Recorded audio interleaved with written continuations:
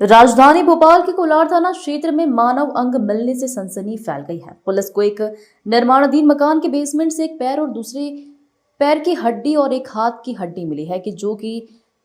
क्षत विक्षत हालत में है। मामले को गंभीर देखकर पुलिस ने मामला दर्ज कर जांच शुरू कर दी है। पुलिस ने उक्त अंगों एवं हड्डियों को पोस्टमार्टम और डीएनए एनालिसिस के लिए फॉरेंसिक लेबोरेटरी भेज दिया है। मानव अंग से अभी तक कोई शिनाख्त नहीं हो पाई है। पुलिस उस क्षेत्र को पूरी तरह से छान रही है जिससे कोई ऐसा प्रमाण मिल सके कि अंग मानव की पहचान हो सके। पुलिस आसपास के क्षेत्र में पूछताछ कर रही है। साथ ही पुलिस भोपाल से लगे क्षेत्रों में भी जानकारी जुटा रही है। साथ ही आसपास के लगे सीसीटीवी कैमरों को खंगालने में लगी हुई है।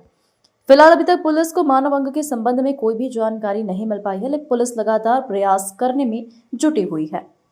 ये 7 तारीख को घटना हुई थी। ये पुलिस हाउसिंग सोसाइटी है, वहां पर इस तरह की कोलार में घटना सामने आई थी, जहां पर कुछ बच्चों ने देखा कि वहां पर किसी एक बोरी थी और बोरी में जब उन्होंने लात मारी होगी खेलते खेलते, तो वहां पे जो पैर का एक टुकड़ा था, वो पैर का टुकड़ा वहां पे जो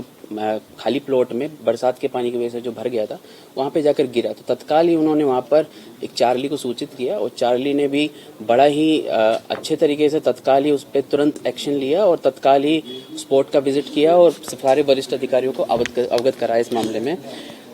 तत्काल फिर हमने पंप से वहां पर पानी निकलवाया और जो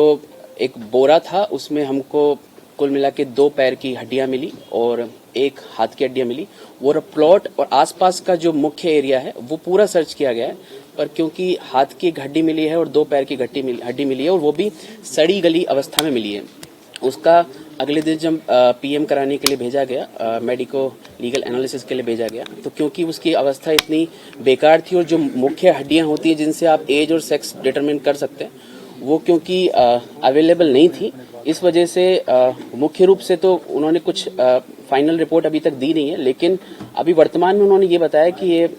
पक्का ही एक वयस्क का, जो चर्चा के दौरान पता लगा है कि एक वयस्क का ये शरीर है जिसकी हड्डियां हैं ये, और जो सेक्स डिटर्मिनेशन के लिए हमने डीएनए रिपोर्ट के लिए भेजा, उसके बाद सेक्स डिटरमाइन हो पाएगा इसमें। सर, एक पर्स मिला था उसमें? नहीं, पर्स नहीं मिला था, एक थैली टाइप मिला था, उसको भी वेरीफाई कर लिया गया, उसमें इस तरह के कोई तथ्य सामने नहीं। आप बता रहे थे ये 1 महीने, कम से कम 1 महीने पुरानी बॉडी है, तो इस वजह से क्योंकि इतनी सड़ी गली अवस्था में तो चीजें डिटरमाइन करने में बड़ी इश्यू आ रहे हैं। सीसीटीवी लगभग 30 से ज्यादा खंगाले जा चुके हैं। प्रॉपर एक टीम बनी हुई है, लगभग 5-6 लोगों की टीम बनी हुई है, वो लगातार सीसीटीवी खंगाल रहे हैं, क्योंकि 2 महीने का समय, 1.5-2 महीने का समय मान सकते हैं प्रारंभिक तौर पर, क्योंकि फाइनल रिपोर्ट अभी तक नहीं हमारे पास, तो 1.5-2 महीने के हिसाब से हम उस पर कार्रवाई कर रहे हैं। उसके अलावा एक डीप टेक्स का कपड़ा वहां पर मिला है, जो दुपट्टा है जिसकी चर्चा हो रही है, वो दुपट्टे का इस्तेमाल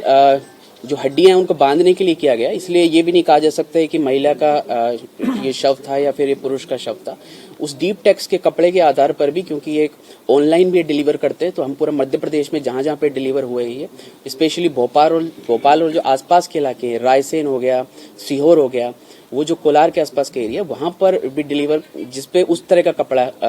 हम कहीं से डिलीवर ऑनलाइन हुआ या फिर यहाँ के जो रिटेलर्स हैं या होलसेल में जो लोग माल खरीदते हैं, तो हो सकता है कि ऑफलाइन खरीदा, तो एक इस एंगल से भी हम जांच करने का प्रयास कर रहे हैं। साथ में क्योंकि पूरा शरीर रिकवर नहीं किया गया है और बहुत ही इंपॉर्टेंट है कि पूरी बॉडी आइडेंटिफाई हो,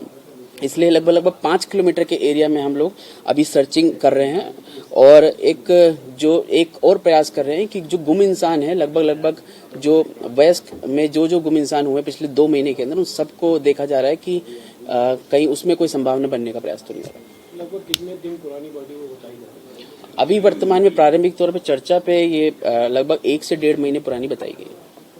पर स्पष्ट रूप